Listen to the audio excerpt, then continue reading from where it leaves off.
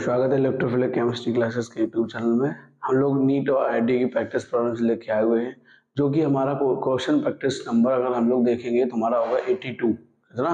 82। जैसे हम लोग क्वेश्चन सॉल्व करते हैं। पहला क्वेश्चन लिखा है, a reaction x plus 2 by a reversal का sign 2p plus q was studied using the initial concentration of y which was 1.5 times that that of x at the equilibrium concentration of x and p x and x की और p की found to be equal then Kc for the equilibrium। अब हमें जो reactions दी गई है, reactions हमें equilibrium reaction दी गई है, x plus 2y is equal to reversal का साइन हमें क्या दिया गया इक्वेशन में 2p plus q। क्लियर? और जिसमें हमसे ये कहा गया है x और p were found to be equal, और x और p की जो हमारी कंसंट्रेशन है वो आपस में कैसी होगी? इक्वल। कैसी होगी? इक्वल। देखो इनिशियल कंसंट्रेशन अगर हम लोग देखें तो अगर हम लोग इनिशियल कंसंट्रेशन देखेंगे, हाँ इनिशियल कंसंट्रेशन हमारी क्या हो जाएगी? अब इनिशियल कंसंट्रेशन अगर हम लोग देखेंगे तो इनिशियल कंसंट्रेशन हमारी कितनी हो जाएगी? देखो इधर, ठीक है 1.5 का आ गया, ये 2 ये 3, ठीक है। जो बाई की है 2 बाई की वो कितनी हो जाएगी इनिशियल कंसंट्रेशन? 3। तो 2p की ये 0 हो जाएगी और ये भी हमारी क्या हो जाएगी? 0। ठीक, इनिशियल कंसंट्रेशन की बात अगर कहेंगे 1.5 टाइम्स, इसके अकॉर्डिंग 1.5 टाइम्स के अकॉर्डिंग इसकी इनिशियल कंसंट्रेशन हम लोग देखेंगे। फिर इक्विलिब्रियम कंसंट्रेशन देखेंगे। क्या देखेंगे हम लोग? इसकी इक्विलिब्रियम कंसंट्रेशन। तो इक्विलिब्रियम कंसंट्रेशन हमारी क्या हो जाएगी? 2 माइनस एक्स, ठीक है। जो एक्स की कंसंट्रेशन हमें केवल मतलब रहेगा, हमें केवल किसकी कंसंट्रेशन से मतलब रहेगा? एक्स की कंसंट्रेशन पे। अगर यहाँ पे वाई की लिखेंगे तो हमारी वाई की कंसंट्रेशन क्या है? 3 माइनस 2 एक्स हो जाएगा। इसकी कंसंट्रेशन हमारी क्या हो जाएगी? 2x। क्लियर? और इसकी कंसंट्रेशन हमारी क्या हो जाएगी? x। क्या हो जाएगी? इक्विलिब्रियम कंसंट्रेशन हमसे कहा गया, इक्विलिब्रियम कंसंट्रेशन इसकी क्या हो जाएगी हमारी? x। अब हमसे ये कहा गया जो x की कंसंट्रेशन है, किसकी? x की, और p की कंसंट्रेशन दोनों आपस में कैसी हैं? इक्वल। तो हम लोग देखेंगे x और p की concentration, x and p concentration. अब x और p की कंसंट्रेशन देखेंगे तो x की कंसंट्रेशन इज इक्वल टू क्या है? p की कंसंट्रेशन, आपस में कैसी है? इक्वल। तो x की कंसंट्रेशन क्या है मेरे पास? 2 minus x is equal to p की कंसंट्रेशन हमारे पास क्या है? 2x। क्या है हमारे पास? 2x। क्लियर? अब हमें यहाँ से हम लोग x की वैल्यू निकाल, x उस तरफ ले जाएंगे तो हमारा क्या हो जाएगा? 2 इज इक्वल टू 3x। तो x इज इक्वल टू हमारा क्या आ जाएगा? 2/3। कितना आ जाएगा? 2/3। अब हम लोग इसका देखेंगे इक्विलिब्रियम। क्या देखेंगे?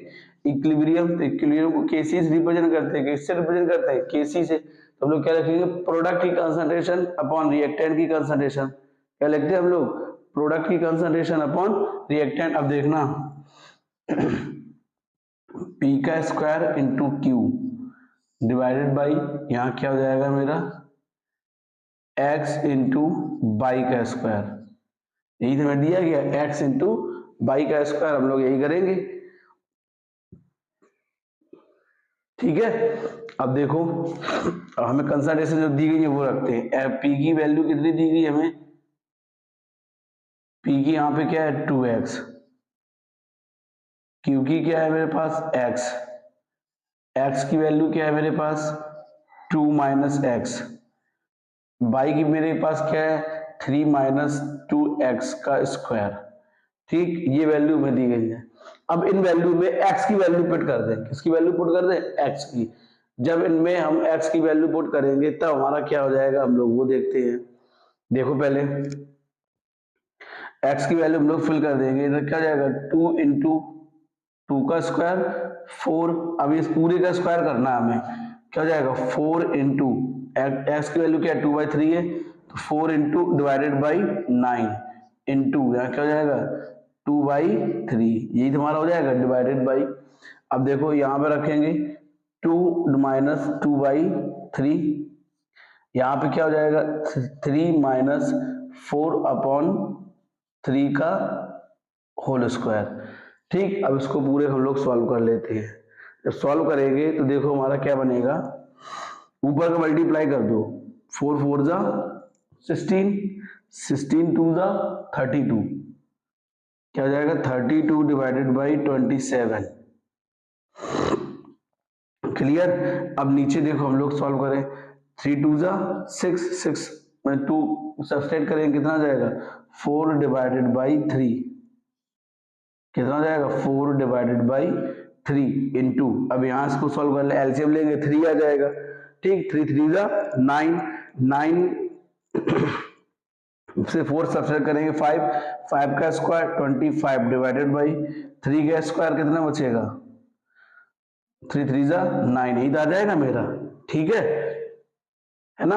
अब देखना कितना बचेगा मेरा, K C is equal to 32 divided by 27 into, यहाँ कितना हो जाएगा 27 डिवाइड 9 3 जा 27 डिवाइडेड बाई 100, 27 से 27 कैंसिल आउट, तो के सी की वैल्यू हमारी कितनी आ जाएगी 32, कितनी आ जाएगी हमारी के सी की वैल्यू 0.32, 32 डिवाइड बाई 100 आएगा, तो इसकी कितना आ जाएगा 0.32।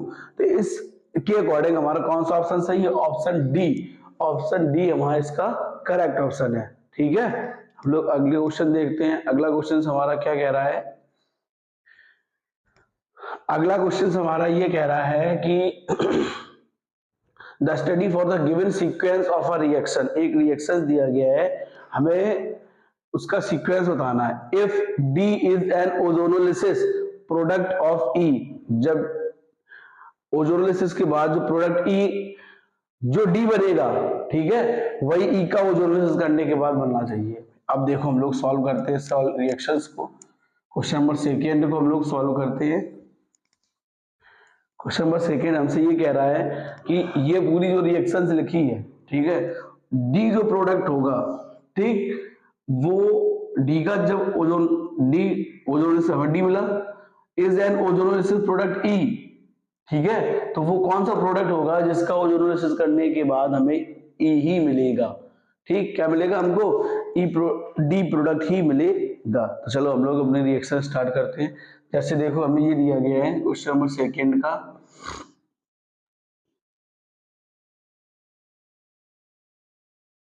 इसमें लिखा है 1,4 एडिशन कराएंगे, क्या कराएंगे 1,4 एडिशन, तो हमें एल्कीन फॉर्म हो जाएगी, क्या फॉर्म हो जाएगी एल्कीन, ठीक, क्या मिल जाएगी हमको एल्कीन, क्या मिलेगी हमको एल्कीन। अब इसका हम लोग करा देंगे ओजोनोलिसिस, क्या करा देंगे ओजोनोलिसिस। तो देखो पहले ही रिएक्शन करेगी हमारी किसके साथ, ओजोन के साथ, H2O और Z, पहले ओजोन के साथ देखते हैं। ओजोन के साथ कराने पे हमें क्या मिलेगा,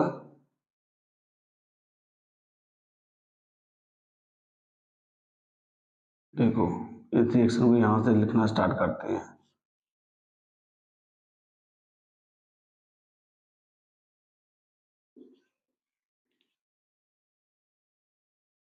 ठीक है, फिर इसकी रिएक्शन करा देंगे किसके साथ, Zn और H2O के साथ, तो हमें क्या मिल जाएगा CH3 सिंगल बॉन्ड CHO, क्या मिल गया CH3 सिंगल बॉन्ड CHO, ये हमारा क्या हो जाएगा B, और ये हमारा क्या हो जाएगा A, क्या हो जाएगा A, ठीक है। अब से कहा गया जब B का ऑक्सीडेशन कराते हैं, क्या कराते हैं B का ऑक्सीडेशन कराते हैं, तो हमें फॉर्म हो जाएगा, देखो जब इसका हम ऑक्सीडेशन कराएंगे हमें क्या फॉर्म हो जाएगा CH3COOH, ठीक, ये हमें क्या फॉर्म हो गया C, क्या फॉर्म हो गया C। फिर हमसे कहा गया C हमारा रिएक्शन करेगा कैल्शियम हाइड्रोक्साइड के साथ, किसके साथ कैल्शियम हाइड्रोक्साइड के साथ। When C react with calcium hydroxide, अब देखो हमें क्या मिलेगा calcium phosphate, a calcium acetate मिल जाएगा, क्या मिल जाएगा हमको कैल्शियम एसीटेट, क्लियर।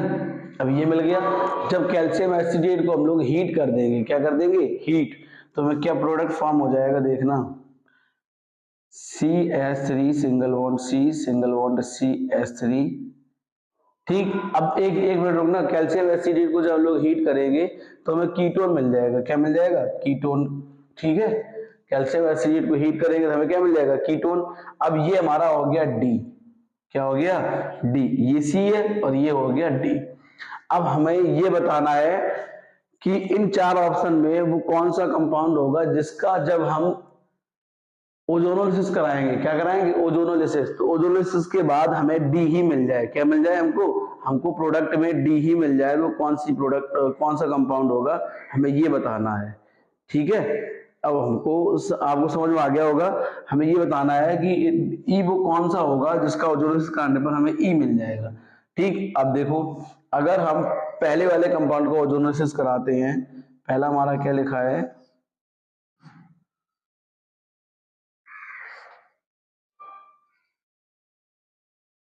ये रिएक्शन करेगा ओजोन के साथ, हमें क्या मिल जाएगा,